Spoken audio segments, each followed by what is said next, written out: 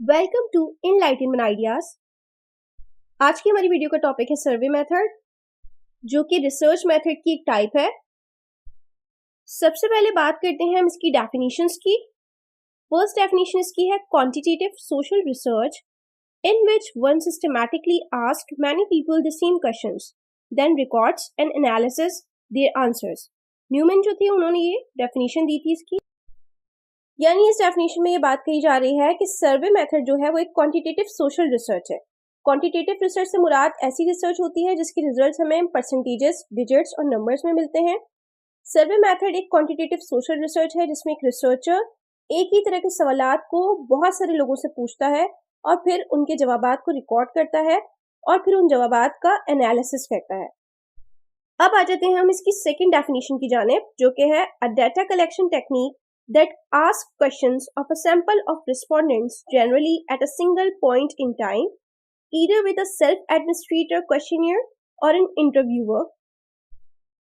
यानी इस डेफिनेशन में ये बात कही जा रही है कि सर्वे मेथड जो है वो एक डाटा कलेक्शन टेक्निक है जिसमें जो रिसर्चर है वो क्वेश्चंस पूछता है अपने सैंपल ऑफ रिस्पोंडेंट्स से, यानी जो उसका सैंपल है उसमें जितने भी लोग शामिल हैं वो उसके रिस्पोंडेंट्स कहलाते हैं।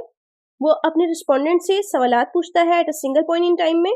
अब ये जो सवालात होते हैं ये क्वेश्चन ईयर भी हो सकता है। सेल्फ एडमिनिस्ट्रेटेड क्वेश्चन ईयर का मतलब ये होता है कि पहले से तैयार करदा सवालनामा, या फिर वो एक इंटरव्यूअर के तौर पर जाकर लोगों की इंटरव्यूज भी कर सकता है।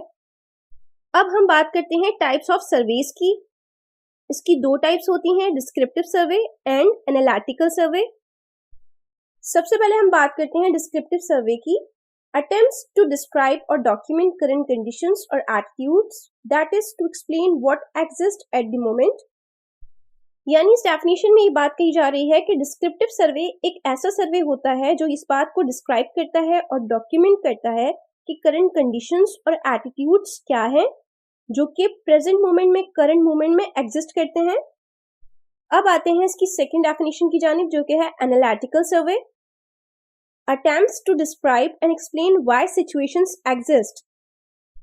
यानी इसमें ये बात कही जा रही है कि अगर डिस्क्रिप्टिव सर्वे में हम इस बात को जानते हैं कि कोई सिचुएशन या कोई एटीट्यूड या कंडीशन एग्जिस्ट करता है, लेकिन एनालिटिकल सर्वे में हम उस चीज का रीजन जानने की कोशिश करते हैं और उसको एक्सप्लेन करते हैं कि कोई सिचुएशन अगर एग्जिस्ट करती है तो उसके पीछे क्या रीजन है, क्या वजह है, वो क्यों एग्जिस्ट करती है।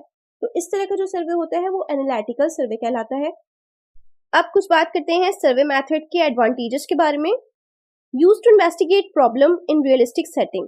इसका सबसे पहला जो एडवांटेज है वो ये कहता है कि आप रियलिस्टिक सेटिंग में किसी भी प्रॉब्लम को इन्वेस्टिगेट कर सकते हैं। सेकेंड पॉइंट है cost is reasonable and researcher can control expenses. यानी जो सर्वे मेथड पे कॉस्ट आती है वो एक रीजनेबल कॉस्ट होती है जिसको रिसर्चर कंट्रोल कर सकता है, यानी उसके जितने भी एक्सपेंसेस आ रहे हैं इस रिसर्च पे वो उसके लिए कंट्रोलेबल होते हैं। अब बात करते हैं इसके थर्ड एडवांटेज की। Large amount of data can be collected from a variety of people. यानी सर्वे मेथड जो है वो एक ऐसी रिसर्च है जिसमें लार्ज अमाउंट ऑफ डाटा जो है वो आप कलेक्ट कर सकते हैं वैरायटी ऑफ पीपल से। इसका फोर्थ एडवांटेज है geographical boundaries do not create hurdles. यानी इस पॉइंट में ये बात कही जा रही है कि सर्वे मेथड में ज्योग्राफिकल बाउंड्रीज जो है वो हर्डल क्रिएट नहीं करती। वो इस तरह से हर्डल क्रिएट नहीं करती कि आपने गूगल फॉर्म तैयार किया, उसको वर्ल्ड वाइड सर्कुलेट कर दिया और लोगों के व्यूज जान लिए। तो इस तरह से हमने थर्ड पॉइंट में भी देखा कि सर्वे मेथड में आप लार्ज अमाउंट ऑफ डाटा को कलेक्ट कर लेते हैं वैरायटी ऑफ पीपल से। वो किस तरह से?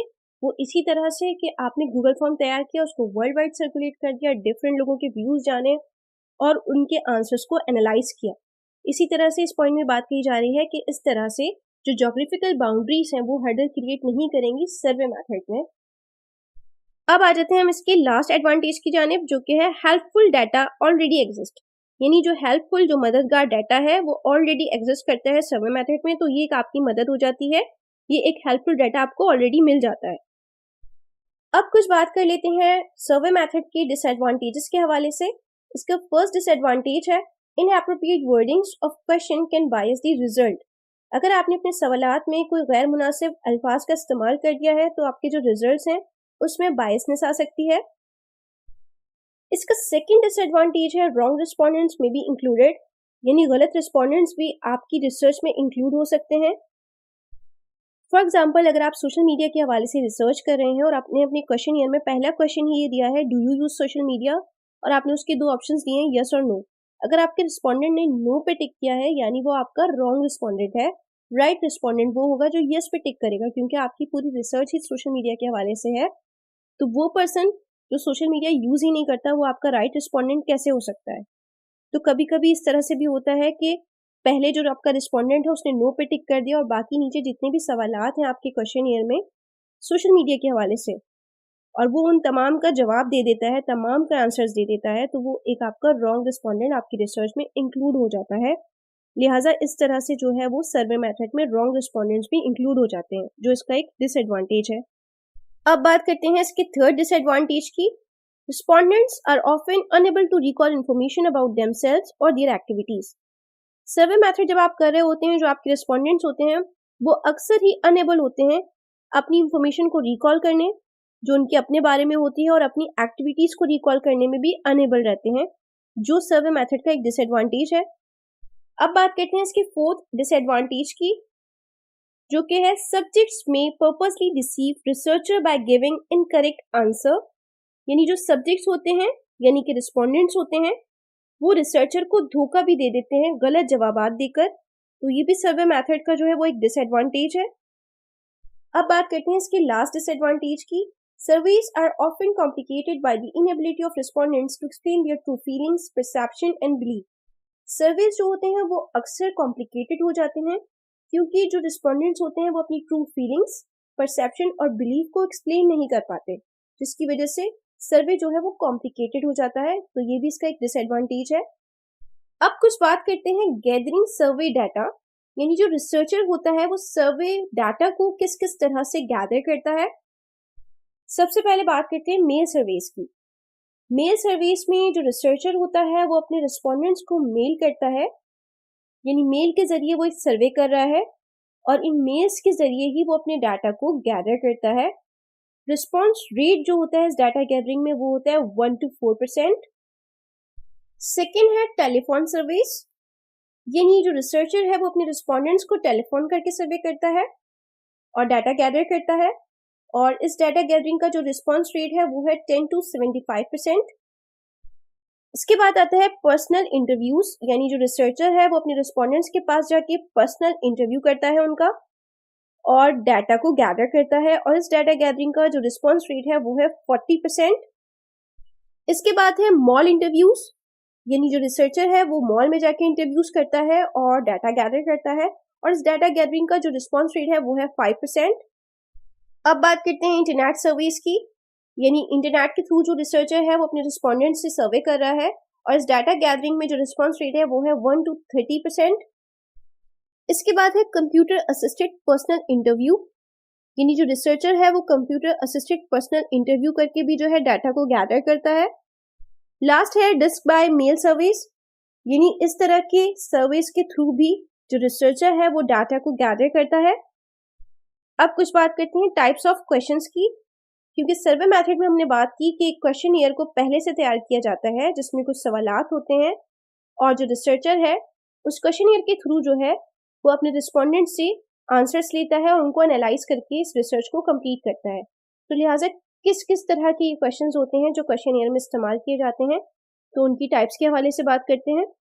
फर्स्ट है open ended question, a question to which respondents are asked to generate their own answers. It gives freedom in answering questions and an opportunity to provide in-depth responses. For example, why do you watch Geo News?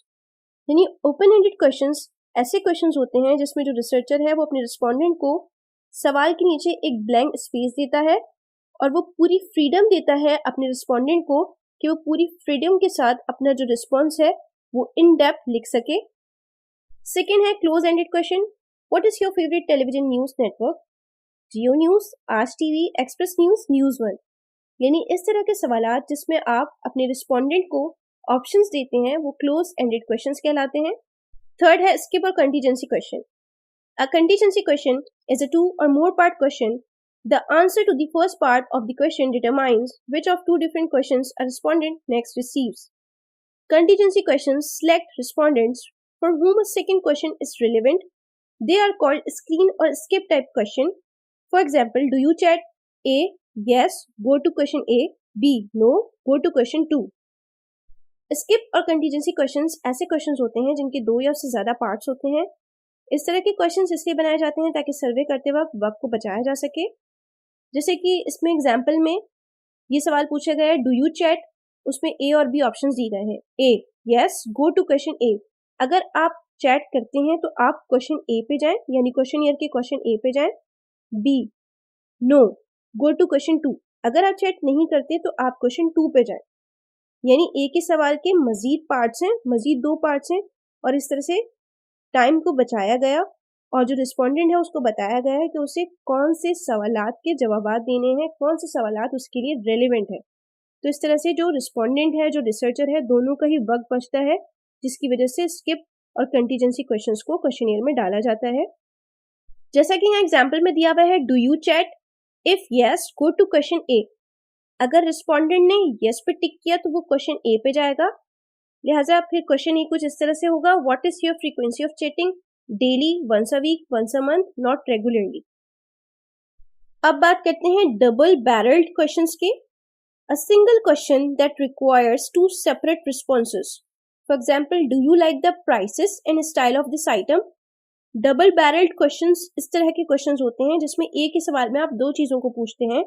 जैसे कि example में लिखा गया, do you like the prices and style of this item? यानी इस item के prices और style क्या दोनों को ही आप पसंद करते हैं? तो इस तरह का जो क्वेश्चन होता है उसे डबल बैरल्ड क्वेश्चन कहा जाता है। अब बात करते हैं simple rating scale.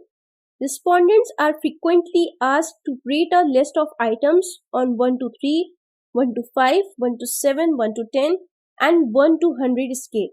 They can be arranged horizontally or vertically. यानी सिंपल रेटिंग स्केल एक ऐसा स्केल है जिसमें आप अपने रिस्पोंडेंट से फ्रीक्वेंटली रेट करवा सकते हैं लिस्ट ऑफ आइटम्स को on 1 to 3, 1 to 5, 1 to 7, 1 to 10 और 1 to 100 के स्केल पर। इस स्केल को आप हॉरिजॉन्टली और वर्टिकली दोनों तरह से अरेंज कर सकते हैं। For example, there are too many commercial on TV, strongly agree, neutral, disagree, strongly agree. अब इनको क्या है, अपने नंबर्स से रेट करवा दिया। स्ट्रांगली अग्री पे अगर कोई टिक करना चाहता है तो उसको हमने 1 का डिजिट दे दिया, डिसअग्री 2 का डिजिट दे दिया, न्यूट्रल 3 का डिजिट दे दिया, अग्री 4, स्ट्रांगली अग्री 5। अब बात करते हैं लिकर्ट स्केल की। A measurement scale in which respondents strongly agree or neutral, disagree और strongly disagree with the statements. Likert scale एक ऐसा मेजरमेंट स्केल है जिसके जरिए हम अपने रिस्पोंडेंट्स की किसी भी स्टेटमेंट के हवाले से इमोशंस, व्यूज और थॉट्स की इंटेंसिटी को जान पाते हैं, क्योंकि इसमें 5 ऑप्शंस होते हैं, स्ट्रांगली अग्री, न्यूट्रल, डिसअग्री और स्ट्रांगली डिसअग्री, जिसके थ्रू हम अपने जो रिस्पोंडेंट्स हैं उनके व्यूज की इंटेंसिटी को जान पाते हैं। अब बात करते हैं सिमेंटिक डिफरेंशियल स्केल की। A rating scale consisting of 7 spaces between 2 bipolar adjectives. यानी सिमेंटिक डिफरेंशियल स्केल एक ऐसा स्केल होता है जो 7 स्पेसेस पे कंसिस्ट होता है और इसके 2 पोल्स होते हैं और दोनों पोल्स पे बाइपोलर एडजेक्टिव्स होते हैं, यानी एक पॉजिटिव एडजेक्टिव, दूसरा नेगेटिव एडजेक्टिव, और दोनों को ही रेट कराया जाता है, स्ट्रांगली अग्री, समवॉट अग्री। इसी तरह से जो दूसरी साइड है उस पर भी स्ट्रांगली अग्री, समवॉट अग्री और अग्री के ऑप्शन होंगे, और जो सेंटर है उसमें न्यूट्रल का ऑप्शन होगा, और उसी न्यूट्रल के ऊपर जो है मेन सेंटर में आपका मेन टॉपिक लिखा होता है। जैसे कि यहाँ लिखा हुआ है एक्सप्रेस न्यूज चैनल। अगर आपने एक्सप्रेस न्यूज चैनल को सिमेंटिक डिफरेंशियल स्केल पर रेट करवाना है तो आपने बायपोलर एडजेक्टिव्स को दोनों साइड्स पे रखा, एक साइड पे गुड, एक साइड पे बैड, और दोनों को रेट करवाया स्ट्रांगली अग्री, समवॉट अग्री और अग्री लिख के, बीच में न्यूट्रल है। इसी तरह से गुड वाले साइड से भी स्ट्रांगली अग्री, समवॉट अग्री और अग्री के स्पेसेस बनाए गए हैं, यानी कुल इसमें 7 स्पेसेस का ऑप्शन होता है। दोनों साइड पे जो है वो एडजेक्टिव्स होते हैं, लेकिन बाइपोलर एडजेक्टिव्स होते हैं, यानी एक जो है वो पॉजिटिव एडजेक्टिव और दूसरा नेगेटिव एडजेक्टिव होता है। अब कुछ बात कर लेते हैं अदर टाइप्स ऑफ क्वेश्चंस की।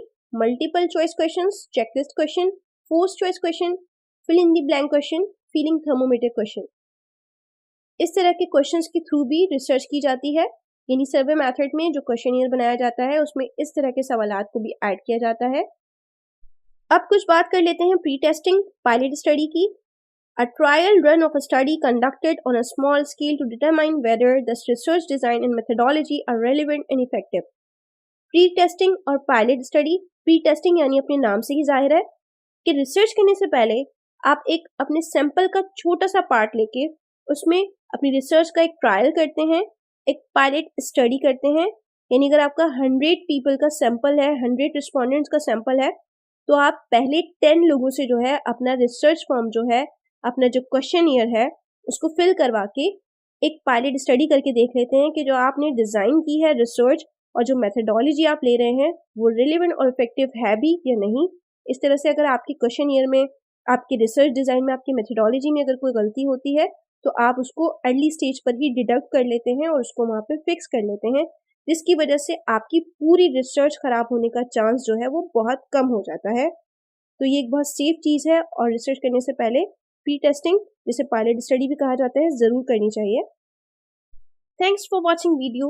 इस तरह की रिसर्च से रिलेटेड और मास कम्युनिकेशन से रिलेटेड बहुत सी वीडियोस मेरे चैनल पर मौजूद हैं, तो वीडियो को लाइक एंड शेयर करें और चैनल को ज़रूर सब्सक्राइब करें.